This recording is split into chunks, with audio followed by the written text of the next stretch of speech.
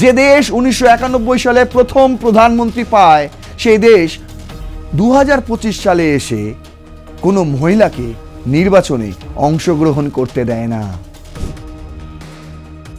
আবারও এই বাংলাদেশে পাকিস্তানের থাবা পড়েছে।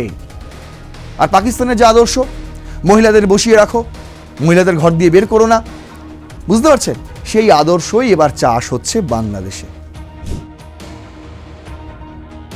5টা বাড়িতে একসঙ্গে আগুন ধরিয়ে দেওয়া হয়েছে। দেখুন কোথায়, পিরোজপুর ডিস্ট্রিক্টে, যেখানে যে এলাকায় কিন্তু মুসলিম ডমিনেটেড এলাকা, ধর্মকে অবমাননা করা হয়েছে এই অভিযোগ তুলে এই ধরনের 71খানা ঘটনা ঘটেছে, যেখানে আগুন ধরিয়ে দেওয়া হয়েছে, যেখানে গণপিটুনিতে হিন্দুদের মেরে ফেলা হয়েছে, বুঝতে পারছেন, যেখানে জ্যান্ত শরীরে আগুন ধরিয়ে উল্লাস নৃত্য করা হয়েছে। বাংলাদেশে যে ভোটটা হচ্ছে, ত্রয়োদশ জাতীয় নির্বাচন, এটা ত্রয়োদশ জাতীয় নির্বাচন হচ্ছে না, এটা প্রথম বাংলাদেশে ইস্ট পাকিস্তানি নির্বাচন হচ্ছে। পাকিস্তানে মহিলারা ঘরে বসে থাকে, বাংলাদেশও মহিলারা ঘরেই বসে থাকবে। এটাই হচ্ছে জামাতের নির্দেশ। আপনি মানলে মানুন, না মানলে বাংলাদেশ ছেড়ে চলে যান।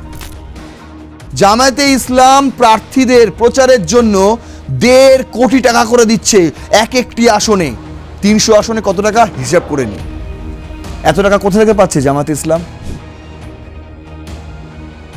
কিছু তো পুড়ছে, যার গন্ধ পাওয়া যাচ্ছে। আর এই পোড়ার গন্ধ শুধু এখন আসছে, আগামী দিনে এই পোড়ার আগুনের লেলিহান শিখাও কি ভারতের দিকে চলে আসবে?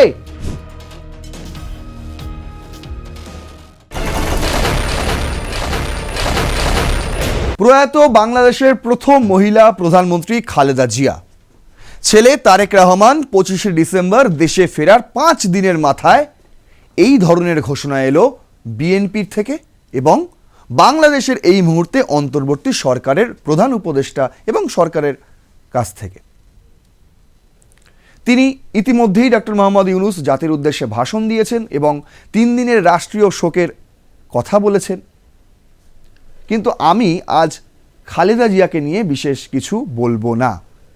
অনেকে বলছে হয়তো তিনি আগেই মারা গিয়েছিলেন, পরে ডিসক্লোজ করা হলো, হতে পারে। সে বিষয়টা নিয়ে আরও একদিন আমি আপনাদের সঙ্গে কথা বলবো, আলোচনা করব।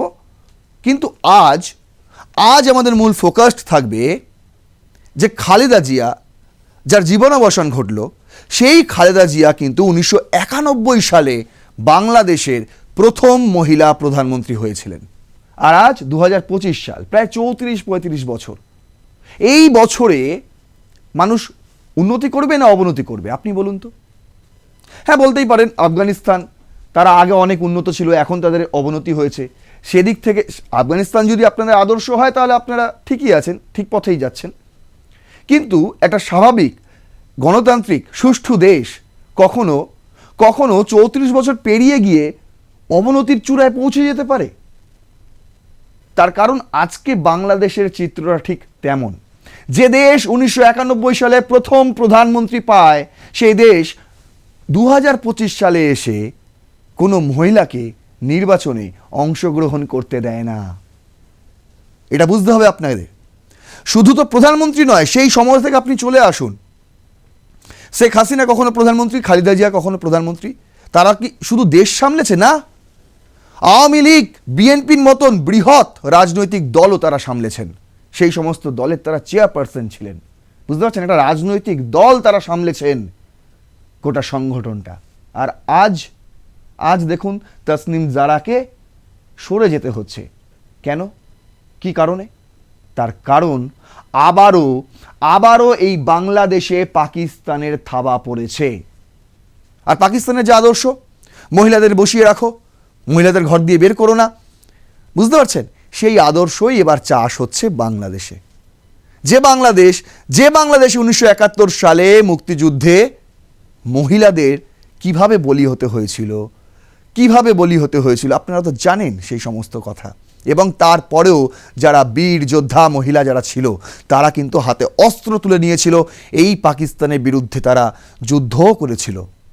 কিন্তু আজ দেখুন, আজ সেই পাকিস্তানের পায়ের তলায় মহিলাদের পিষে ফেলা হচ্ছে, এক ধরনের পিষে ফেলা হচ্ছে। আপনারা বিশ্বাস করেন না, আমি অনেক দিন আগে থেকে বলে আসছি, কিন্তু অনেকেই লেখেন এই মুহূর্তে হিন্দুদের যা অবস্থা বাংলাদেশে, মহিলাদের অবস্থা তার থেকে খুব একটা ভালো নয়, একই অবস্থা। আমি যে ভিডিও করি তারই কমেন্টে অনেকেই লেখেন, কেউ রংপুর থেকে লেখেন, কেউ চট্টগ্রাম থেকে লেখেন, তারা লেখেন এখানে হিন্দুরা ভালো নেই, এখানে মহিলারা ভালো নেই। বুঝতে পারছেন, এমন একটা দেশে পরিণত হতে চলেছে বাংলাদেশ, অর্ধেক হয়ে গিয়েছে, যেখানে এই মুহূর্তে কোনো মহিলা মনোনয়ন দাখিল করতে পারছে না নির্বাচন সামনে। সেই দেশের আর কি ভবিষ্যৎ, কোথায় যাচ্ছে সেই দেশ? চলুন আজকে খতিয়ে দেখি সেই বিষয়টা। আমি আজকে এপিসোডের নাম দিয়েছি যে বাংলাদেশ নাকি ইস্ট পাকিস্তান, কোনটা? তার কারণ বাংলাদেশ তো নাম পাওয়া গেছে অনেক পরে, 1971 সালে। তার আগে এই ভূখণ্ডের নাম ছিল ইস্ট পাকিস্তান, আর আজ 2025 সালে এসে এই ভূখণ্ডের নাম বাংলাদেশ থাকলেও আচরণ, স্বভাব, প্রকৃতি সমস্তটাই কিন্তু ইস্ট পাকিস্তানের মতনই দেখতে লাগছে। আজ তাই এই প্রশ্নের উত্তর খুঁজব আজকের রণক্ষেত্রে। আপনাদের সঙ্গে রয়েছে আমি নারায়ণ। চলুন শুরু করা যাক। দেখুন, প্রথম স্লাইডে আমি রেখেছি যে আরও একটা হিন্দু পরিবারে আগুন ধরিয়ে দেওয়া, বাড়ির পর বাড়ি আগুন ধরিয়ে দেওয়া। বুঝতে পারছেন? এবার এটা কোথায় ঘটেছে? এবার এটা ঘটেছে ফিরোজপুর। ফিরোজপুর এনডিটিভি ওয়ার্ল্ড খবর করেছে। দেখুন এই সেই ছবি, দেখুন এই সেই ছবি। এটা একটা ভিডিও, আমি ভিডিও থেকে স্ক্রিনশট নিয়েছি। এই ভিডিওটা এতক্ষণে সোশ্যাল মিডিয়া ভাইরাল, আপনারা অনেকেই দেখে ফেলেছেন এই ভিডিও। এবং সেই যে আগুনের লেলিহান শিখা, আর তার মধ্যে যে স্থানীয় বাসিন্দাদের আতঙ্ক, এই বাড়ির মানুষদের, বুঝতে পারছেন, একটা হুলুস্থুলু কাণ্ড। আর এই কাণ্ডটাই ঘটাতে চাইছে, যেটা পাকিস্তানের রোজকারের ঘটনা, সেটা বাংলাদেশে চাষ করছে এইভাবে। ঠিক 2024-এর 5ই আগস্টের পর থেকে আজ পর্যন্ত এই যে পাকিস্তানি আমদানি, পাকিস্তানি সংস্কৃতি যে আমদানি চলছে বাংলাদেশে, আজ সেটা 16 ঘোড়া পূর্ণ হয়েছে বলে বলা যেতেই পারে। না হলে প্রতিদিন এই ধরনের এক একটা ঘটনা কেন দেখতে হচ্ছে, তাই না? দেখুন, বলছে Hindu families houses set on fire in Bangladesh amid rise in attacks on minorities.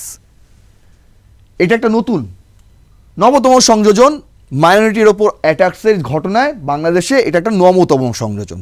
কবে ঘটেছিল? 29শে ডিসেম্বর, সোমবার।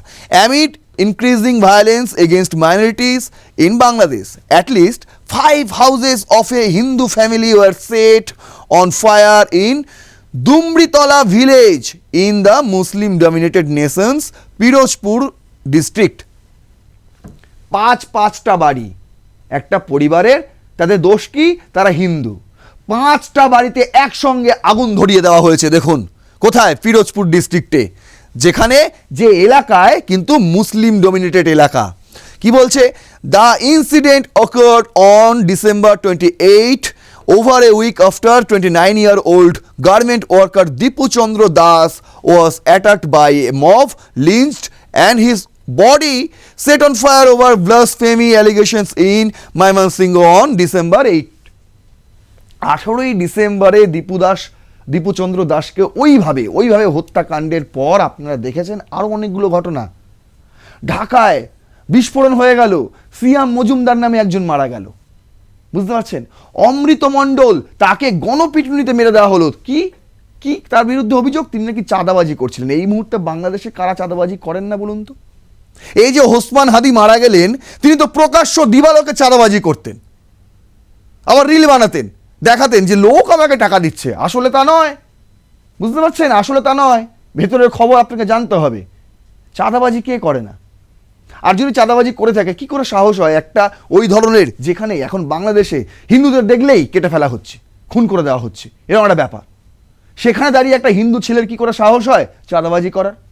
একটা গুল আপনারা ঝেড়ে দিলেন, আমরা বিশ্বাস করে নেব। বলছে দেখুন, বলছে at least 71 incident related to blasphemy allegation against Hindu minorities were reported in Bangladesh from June to December this year.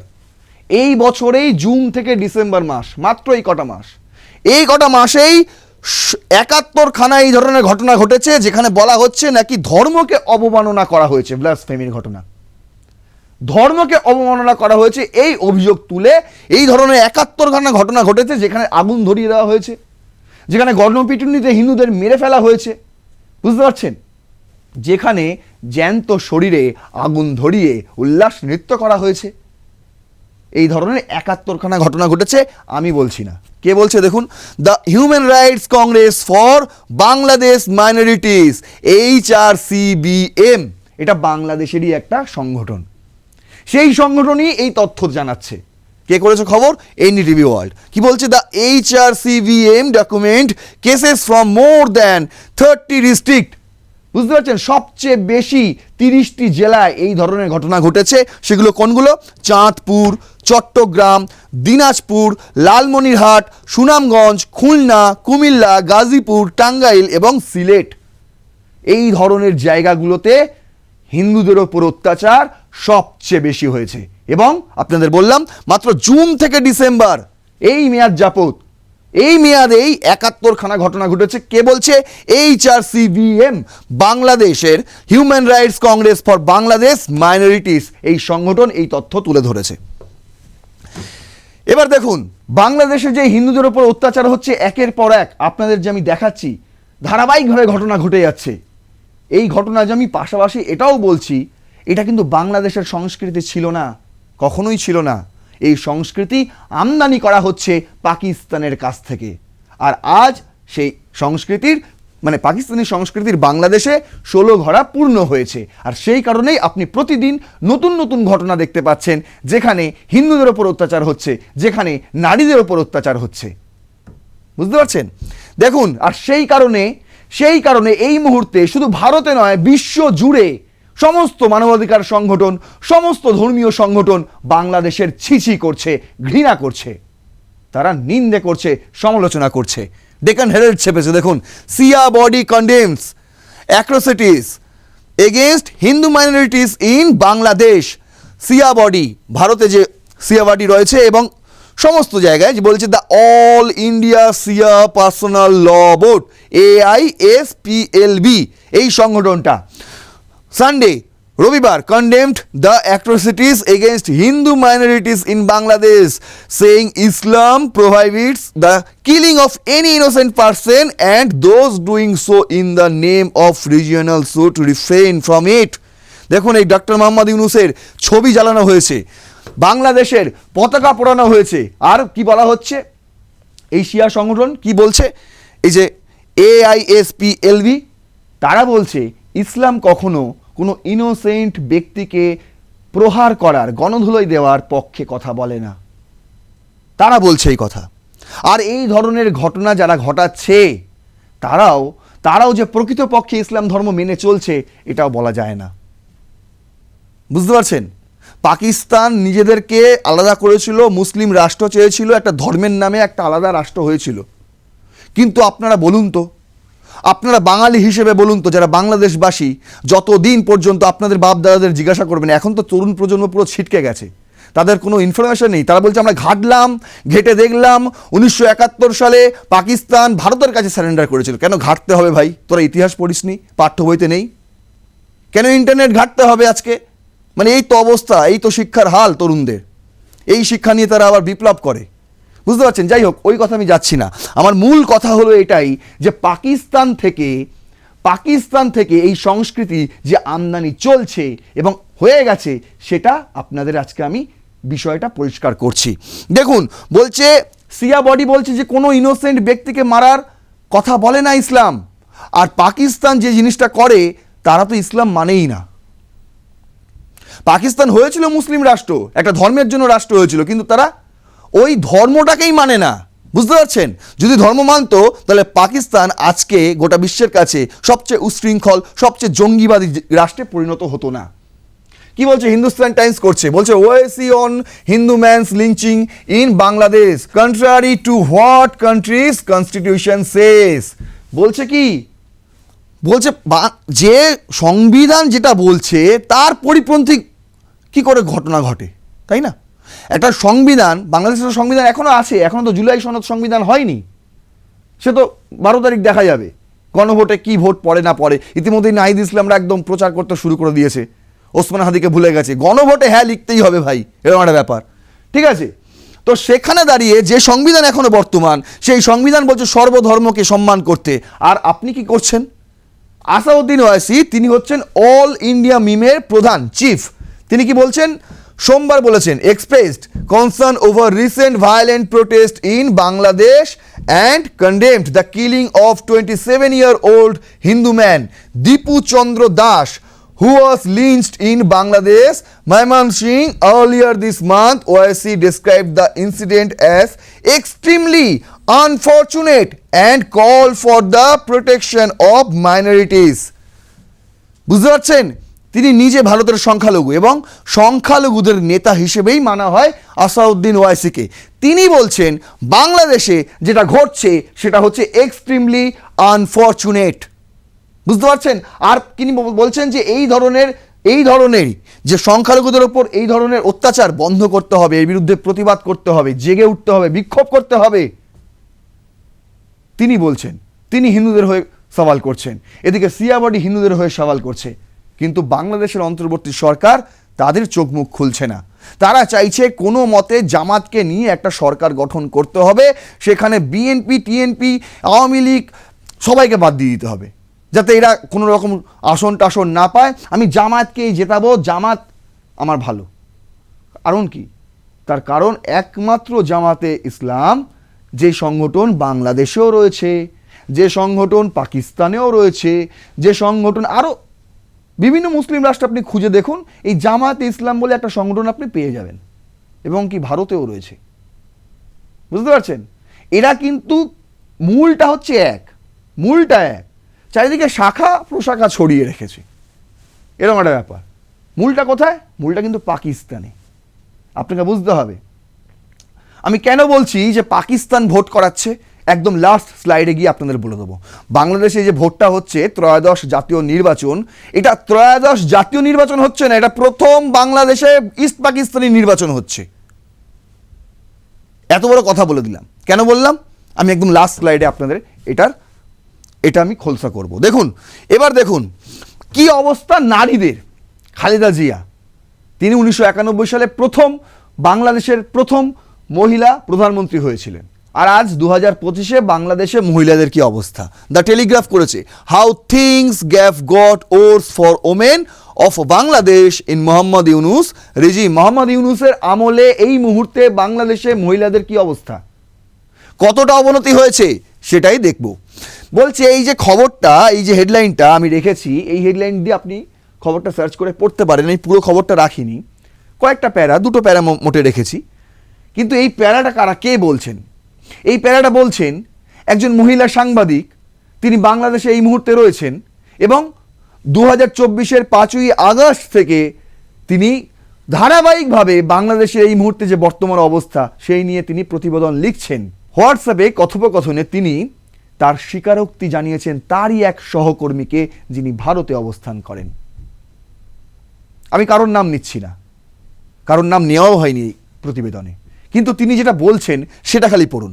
বলছে, a country that was once known for high rates of participation of women in the workforce, about 44% were economically active as per 2023 data. 2023 সাল, আমি বেশি দূর যাচ্ছি না, মাত্র 2023 সাল, তখনও শেখ হাসিনা প্রধানমন্ত্রী ছিলেন বাংলাদেশে। 2023 সালে বাংলাদেশে 44% মহিলা কাজ করতেন, কর্মসূত্রে ব্যস্ত থাকতেন, মানে উপার্জন করতেন। আজ সেই পার্সেন্টেজ কোথায় এসে দাঁড়িয়েছে? বলছে, has now begun making global headlines for different forms of violations against woman. আর আজ বাংলাদেশ বিভিন্ন দেশের সংবাদপত্রে হেডলাইন হয় এই কারণে যে সেখানে প্রতিদিন মহিলাদের ওপর ভায়োলেন্স দেখতে হচ্ছে, এই ধরনের হেডলাইন হয়।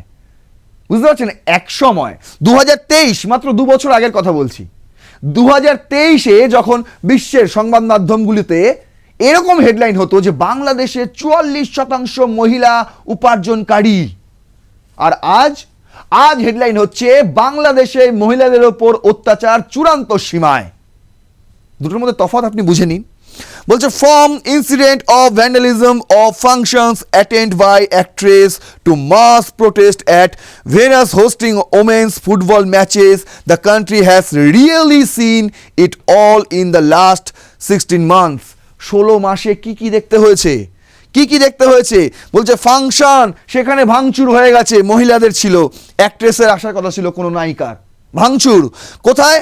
তারপর দেখুন ফুটবল ম্যাচ চলাকালীন মহিলাদের ফুটবল ম্যাচ নাকি হোস্টিং করানো হতো, সেখানেও ভাঙচুর হয়ে গেছে, বিক্ষোভকারীরা এসে প্রতিবাদ দেখিয়ে দিয়ে চলে গেছে। মানে মহিলাদের যদি আপনি কিছু করেন, দেখেছেন তো কিছুদিন আগে কি হলো ফুটবল মাঠটায়, বুঝতে পারছেন তো? এই সমস্ত ঘটনা কিন্তু গত 16 মাসে হয়েছে। মহিলাদের নিয়ে আপনি কোনো অনুষ্ঠান করতে পারবেন না। কেন? পাকিস্তানে মহিলারা ঘরে বসে থাকে, বাংলাদেশও মহিলারা ঘরেই বসে থাকবে। এটাই হচ্ছে জামাতের নির্দেশ। আপনি মানলে মানুন, না মানলে বাংলাদেশ ছেড়ে চলে যান। ডক্টর মোহাম্মদ ইউনূস তিনি প্রকাশ্যে বলতে পারছেন না, কিন্তু জামায়াতে ইসলাম তিনি ওই যে আমির শফিকুর রহমান তিনি বলছেন মহিলাদের 5 ঘন্টাই হচ্ছে একদম, মানে ঘরে যে 5 ঘন্টা কাজ করে তাতেই তাদের 8 ঘন্টার মাইনে দেওয়া উচিত। কত ভালো কথা, বুঝতে পারছেন? কিন্তু আপনি বাড়িতে কাজ কেন করাচ্ছেন? কর্মক্ষেত্র পাঠান, উপার্জনও করান। আপনি তো টাকা দেন না মশাই আপনার স্ত্রীকে, হাউসওয়াইফ বলে কি টাকা দেন? 5 ঘন্টা কাজ করলে কি 8 ঘন্টা টাকা দেন? বরং 24 ঘন্টা কাজ করলেও 1 সেকেন্ডও আপনি তাকে ঘুরেও তাকান না। সংসারের খরচ দেওয়া বাদে আপনি কি দেন? আমি জামাতে ইসলাম করে যারা তাদেরকে আমি এই প্রশ্ন করছি, কি দেন মহিলাদের? এত যে ডায়লগ মারেন প্রকাশ্য জনসভায় এসে, বাড়িতে আপনারা কতটুকু ভালো ব্যবহার করেন স্ত্রী মহিলাদের সঙ্গে, মেয়েদের সঙ্গে? বলুন, বলতে পারবেন না। এখানে বলছে, ওই জার্নালিস্ট বলছে, I feel really sorry to admit that I was so wrong. কারণ তিনি ওই জুলাই বিপ্লবের সময় হাসিনার বিরুদ্ধে খবর করেছিলেন। তার প্রতিবেদনে কিন্তু এই জুলাই বিপ্লবীদের প্রশংসা ফুটে উঠেছিল, আর সেই কারণে তিনি এখন বলছেন I feel really sorry to admit that I was so wrong. Women like me can't live here any more. একজন মহিলা হিসেবে আমি এখানে আর থাকতে পারছি না, আমি আর বাংলাদেশে থাকতে পারছি না। তিনি বলছেন she was honest in her conversation about the realities of the Yunus government in the recent phone call. এটা ফোন কলে বলেছেন। এই মুহূর্তে ডক্টর মোহাম্মদ ইউনূসের আমলে মহিলাদের এই চিত্র বাংলাদেশে। দেখুন বিজনেস লাইন করছে, এটা হিন্দুর একটা খবর। India Bangladesh ties strain amid political turmoil and diplomatic draft in 2025। কেন? শুধু তো ইন্ডিয়ার সঙ্গে নয়, বাংলাদেশের এখন দূরত্ব বেড়ে গেছে অনেকগুলো দেশের সঙ্গে, বুঝতে পারছেন? যত গণতান্ত্রিক দেশ আছে সমস্ত দেশের কাছ থেকে বাংলাদেশের এখন দূরত্ব বেড়ে যাচ্ছে। আমেরিকার চাপ প্রতিদিন আসছে, ভোট করাতেই হবে, কারণ লোক দেখাতে হবে, বুঝতে পারছেন? লোক দেখাতে হবে যে একটা ভোট হবে, এবং ওই ভোটে যে কোনো প্রকারে জামাতে ইসলাম, এনসিপি, এই যে জোট রয়েছে এই জোটটাকে ক্ষমতায় আনতে হবে। এটা ডক্টর মোহাম্মদ ইউনূস জানে। আর এই বিষয়টা শুধু বাংলাদেশে সীমাবদ্ধ নেই, আজকে গোটা বিশ্বে ছড়িয়ে গেছে বাংলাদেশে কি চলছে। দেখুন কি বলছে global diplomatic vacuum. According to experts Bangladesh crisis was worsened by lack of interest from major global powers in engaging with the Yunus-led interim government, leaving Dhaka diplomatically adrift. মানে এই যে ইউনূসের যে অন্তর্বর্তী সরকার, সেই সরকারকে কিন্তু বিশ্বের অন্যান্য দেশগুলো তারা কিন্তু মানছে না, তারা কিন্তু পাত্তা দেয় না। বলছে analyst levelled 2025 as a missing year. বলছে 2025 সাল বাংলাদেশের কাছে একটা missing year for Bangladesh due to the absence of elected government.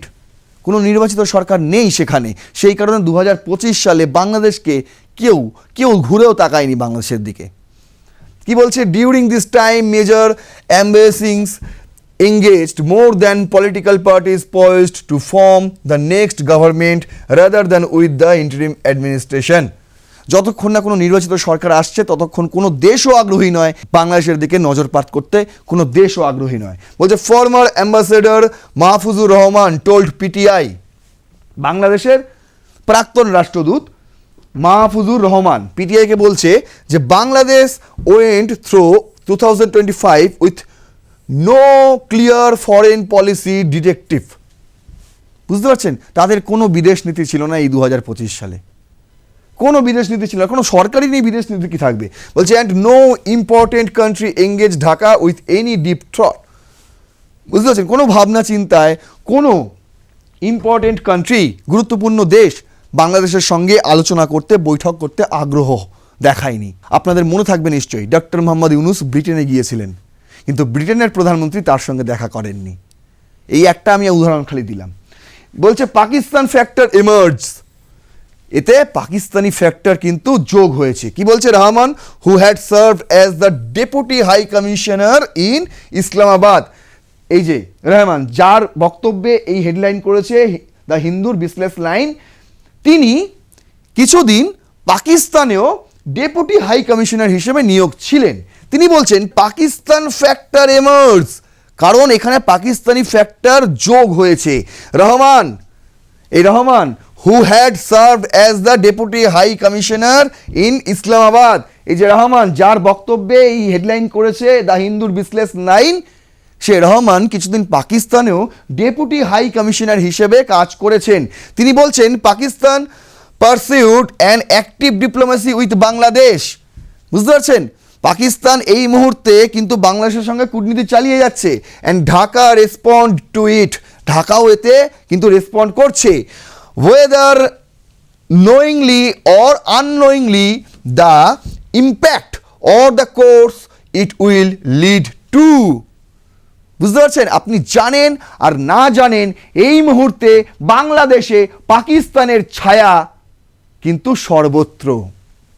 কোথাও গিয়ে আপনি পাকিস্তান ছাড়া কিছু দেখতে পাবেন না, শুধু পতাকাটাই হয়তো এখনো পর্যন্ত সবুজের ওপর সূর্যর মতন মেরুন সূর্য রয়েছে, কিন্তু বাকিটা সব কিছুই পাকিস্তানি হয়ে গেছে এই মুহূর্তেই। আপনি ভোটে জিতে জামাতে ইসলাম ক্ষমতা আসুক ছাই নাই আসুক, জামাতে ইসলামের আদর্শ এই মুহূর্তে গোটা বাংলাদেশে ছড়িয়ে দিতে সক্ষম হয়েছেন ডক্টর মোহাম্মদ ইউনূস এবং এই এনসিপি এবং তথাকথিত জুলাই জঙ্গিরা। দেখুন, এখানে আরও একটা জিনিস আমি তুলে ধরেছি, যেটা আপনাদের কাছে পুরো স্পষ্ট হয়ে যাবে। এই মুহূর্তে বাংলাদেশ বলে আর কিছু নেই, ওই ভূখণ্ডের নাম আবারও ইস্ট পাকিস্তান করে দেওয়া উচিত। আমি বারবার বলি কথাটা, কেন বলি সেটা এই স্লাইডটাতে আপনাদের পরিষ্কার করে দেবো, এবং এই স্লাইডটাতে আপনি সেই প্রশ্নের উত্তরও পেয়ে যাবেন যেটা আমি প্রথমে বলেছিলাম, যেটা থাম্বনেলও লেখা আছে, যে বাংলাদেশে এই ত্রয়োদশ নির্বাচন কে করাচ্ছে? এই নির্বাচন বাংলাদেশের অন্তর্বর্তী সরকার আপনি ভাবছেন, নির্বাচন কমিশন আপনি ভাবছেন? না মশাই, না। এই নির্বাচন করাচ্ছে পাকিস্তান, এই নির্বাচন করাচ্ছে আইএসআই, এই নির্বাচন করাচ্ছে আসিম মুনির। তাদের একটাই লক্ষ্য, জামাতে ইসলামকে ক্ষমতায় আনতে হবে যেন তেন প্রকারে। মাতৃভূমি.com এই খবর করছে, বলছে Pakistan's hidden move in Bangladesh could hit India next. এই যে গোপনে পাকিস্তান আবার বাংলাদেশে ঢুকে যাচ্ছে, বাংলাদেশকে আবার ইস্ট পাকিস্তান বানিয়ে দিচ্ছে, এতে ইন্ডিয়ার কি ক্ষতি হতে পারে? ইন্ডিয়া কি হিট করবে আগামী দিনে? এই প্রশ্ন দিয়ে তারা শুরু করেছে, এবং এখানে একটা গুরুত্বপূর্ণ বিষয় তারা লিখেছে, আমি সেটাই তুলে ধরেছি। বলছে something boring is happening next door in Bangladesh and it could effect all of us in India.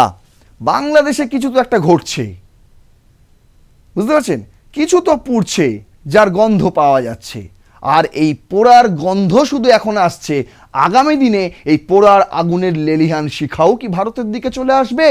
এই প্রশ্ন করেছে তারা। বলছে security experts are tracking plans to create a new arm force called the national arm reserve or NAR। ভালো করে এই শব্দটা আপনারা মুখস্থ করে নিন, NAR। বাংলাদেশি ভাষীদের বলছি আমি, তার কারণ কিছুদিনের মধ্যে আপনারা এই শব্দটা ইতিউতি শুনতে পাবেন। NAR, নার যাকে বলা হচ্ছে, নার। পুলিশ বলে আর কিছু থাকবে না, কি হয়ে যাবে? National armed reserve. ইতিমধ্যে এই ন্যাশনাল আর্মড রিজার্ভ তৈরি হতে শুরু করে দিয়েছে। এবার দেখুন, which might include over 8,000 young man who have been thought extreme religious ideas. এরকম 8,000 জনকে নিয়ে প্রথম ব্যাচ তৈরি হচ্ছে, যেখানে এই 8,000 জন, তাদের প্রত্যেকের মধ্যে রয়েছে এক্সট্রিম রিলিজিয়াস আইডিয়াস। একদম মৌলবাদী যুক্তিতে তার মাথা ভরপুর হয়ে গিয়েছে। এই ধরনের 8,000 ছেলেদের খুঁজে খুঁজে নিয়ে এসছে তাদের আর্মড ফোর্স রিজার্ভার বানানোর জন্য। বলছে the goal seems clear, control Bangladesh by imposing strict religious law instead the letting democracy work. বুঝতে পারছেন, একদম ক্লিয়ার, গোল ক্লিয়ার। কি গোল? বাংলাদেশ চলছে চলুক, নাম বাংলাদেশ থাকুক থাকুক, কোনো যায় আসে না, কিন্তু চলবে কার কথায়? পাকিস্তানের কথায়। চলবে কার কথায়? আসিম মুনিরের কথায়। দেখুন কিছুদিন আগেই এই যে বাংলাদেশে পাকিস্তানের হাই কমিশনার, তার সঙ্গে বৈঠক করেছিলেন ডক্টর মোহাম্মদ ইউনূস, এবং সেই বৈঠকেই এই নার নিয়ে কথা হয়েছে বলে জানাচ্ছে মাতৃভূমি.com। দেখুন নিউজ 18 করছে, engineering a hung house, Pakistan's interference cast shadow over Bangladesh polls exclusive. বুঝতে পারছেন, হেডলাইনেই কিন্তু অনেকটা খোলসা করে দিয়েছে। বাংলাদেশে এই মুহূর্তে যে নির্বাচন হচ্ছে সেখানে পাকিস্তানের ছায়া সর্বত্র। কেন? কি রয়েছে এই খবরে? বলছে intelligence inputs reviewed by CNN News 18 allege the Pakistan is actively maneuvering Bangladesh political landscape by extending support to opposition parties including Khaleda Zia's Bangladesh Nationalist Party BNP and Safiqur Rahman-led Bangladesh Jamaat-e-Islam ahead of the polls. Reports further claim that Pakistan's intelligence agency, the ISI, is suspected of providing covert financial assistance to this group, allegation that Islamabad has not publicly responded to it. কি বলছে? এই মুহূর্তে পাকিস্তানের যে agency রয়েছে, বিশেষ করে ISI, তাদের যে প্রতিনিধিরা রয়েছে তারা প্রত্যেকেই বিএনপি, জামায়াতে ইসলাম, এদের যারা হেড রয়েছে, শীর্ষ যারা নেতা, তাদের সঙ্গে ইতিমধ্যে অনেকগুলো বৈঠক তারা করেছে, এবং তারা গোপনে তাদেরকে কোভার্ট ফিনান্সিয়াল অ্যাসিস্ট্যান্ট করছে, গোপনে টাকা দিচ্ছে নির্বাচন লড়ার জন্য। বুঝতে পারছেন, জামায়াতের জোটে এনসিপি যে প্রার্থী দাঁড়াবে, যেখানে দাঁড়াবে, জামাত থেকে তারা প্রতি আসন পিছু 1.5 কোটি টাকা করে পাবে। আমি বলছি না এই কথা, বাংলাদেশি মিডিয়াতে 6 লাভ, দেখুন আপনি খুঁজে। জামায়াতে ইসলাম প্রার্থীদের প্রচারের জন্য 1.5 কোটি টাকা করে দিচ্ছে এক একটি আসনে। 300 আসনে কত টাকা হিসাব করে নিন। এত টাকা কোথা থেকে পাচ্ছে জামায়াতে ইসলাম? কোথা থেকে আসছে বলুন? খবর করে দিয়েছে নিউজ 18, এক্সক্লুসিভ খবর। বলছে source also claim that Pakistan's high commissions in Dhaka along with a newly established ISI linked cell. আপনাদের আমি বলেছি যে বাংলাদেশে ঢাকায় যে পাকিস্তানি হাই কমিশন রয়েছে সেখানে একটা ISI সেল খোলা হয়েছে। বুঝতে পারছেন, ওই যে পাকিস্তানের যে সেনাবাহিনীর কর্মকর্তা এসেছিল, তিনি এসে এই সমস্ত কিছু করে গেছেন, এবং সেখান থেকে is facilitating outreach to anti Indian political actors including elements within BNP, Jamaat Islam and National Citizens Party, এবং সেখান থেকে অ্যান্টি ইন্ডিয়া রাজনৈতিক প্রচার করার জন্য বিএনপি, জামায়াত এবং এনসিপি এই 3টে দলকে সিলেক্ট করেছে পাকিস্তান। কি বলছে? The alleged objective according to source it to influence electoral outcomes and push for the factorate mandate। এবং কি বলছে? বলছে কোথায় কত ভোট পড়বে সেটাও কিন্তু আগে থেকে ISI ঠিক করে দিচ্ছে। তার মানে আপনাকে বুঝে নিতে হবে কোন সিটে কোন দল জিতবে। বুঝতে পারছেন, কোন সিটে কে এমপি হবেন, এটা আপনারা করছেন না। আপনি ভাবছেন আপনি ভোট দিচ্ছেন, আপনার পছন্দ মতন এমপি হচ্ছে না, ভাই একদম ভুল ভাবছেন। ISI যাকে সিলেক্ট করছে সেই কেন্দ্র থেকে সেই জিতে আসবে গ্যারান্টি সহকারে। নিউজ 18 করেছে, এক্সক্লুসিভ খবর। বুঝতে পারছেন, প্রমাণ করে দিলাম। বাংলাদেশে এই মুহূর্তে যা চলছে সবই পাকিস্তানের, এবং যে ভোটটা হচ্ছে সেটাও করাচ্ছে পাকিস্তান। আর যারা জিতে আসবে তাদেরকে ঘোরাবে কারা? পুতুল নাচের মতন এই পাকিস্তানের CDF আসিম মুনির। দেখুন আমি লাস্ট স্লাইডে রেখেছি, ফার্স্ট স্লাইডে কি ছিল? বাংলাদেশ আর ইস্ট পাকিস্তান। লাস্ট স্লাইডে আপনাদের প্রমাণ করে দেখিয়ে দিলাম যে এই মুহূর্তে বাংলাদেশ আর বাংলাদেশ নেই। তাহলে কি হয়ে গেছে? এই মুহূর্তে বাংলাদেশ ইস্ট পাকিস্তান হয়ে গেছে। মশাই, ভারত তো সেই চোখেই দেখছে এবং বিশ্বের আরও অন্যান্য গণতান্ত্রিক দেশগুলো বাংলাদেশকে এখন এই মুহূর্তে ইস্ট পাকিস্তান হিসেবেই ট্রিট করছে। এরকম খবরও আপনাদের সামনে তুলে ধরেছি। বিশেষ করে এনডিটিভির কনসালটেন্ট এডিটর জয়ন্ত ঘোষাল তিনিও এই ধরনের কথা বলেছেন। বিখ্যাত সাংবাদিক, বাংলাদেশ নিয়ে ধারাবাহিক তিনি প্রতিবেদন লিখছেন। সেই সুবীর ভৌমিকও একমত, এই মুহূর্তে বাংলাদেশ আর বাংলাদেশ নেই, আসলে হয়ে গেছে ইস্ট পাকিস্তান। যদি মনে হয় আমার এই এপিসোডে গুরুত্বপূর্ণ তথ্য রয়েছে, নথি রয়েছে, তাহলে অবশ্যই শেয়ার করে আরও অনেকের কাছে পৌঁছে দিন। লাইক করুন ভিডিওটি এবং দেখতে থাকুন রণক্ষেত্র। জয় হিন্দ, বন্দে মাতরম।